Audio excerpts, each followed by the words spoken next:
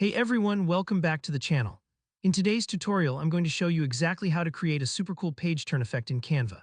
Whether you're working on a digital book, a presentation, or a creative worksheet that you want to share in a more interactive way, you'll learn how to make your pages feel just like a real book that you can flip through online. By the end of this video, you'll have the skills to give your Canva designs that extra bit of magic with a realistic page turning effect, perfect for engaging your viewers or readers. Let's dive right in. First up, make sure you have your book or worksheet fully designed in Canva.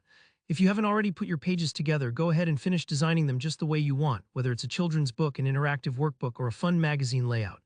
Once you're happy with your project, the next step is actually sharing it in a way that lets viewers experience that page flip animation. To do this, you'll want to click on the Share button, which you'll find in the upper right corner of the Canva window. Give it a click, and a menu will pop up with a whole bunch of sharing and exporting options.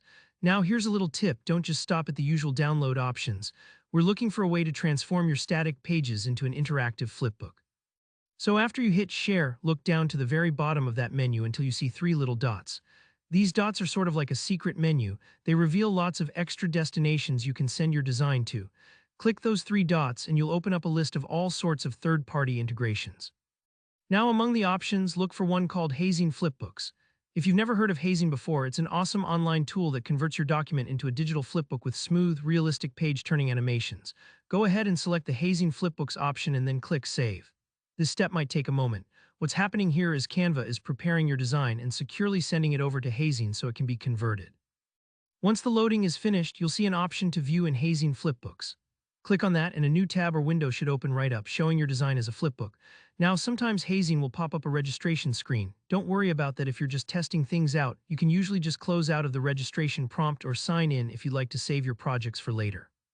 With your flipbook open, you can start to really experience that page turn effect.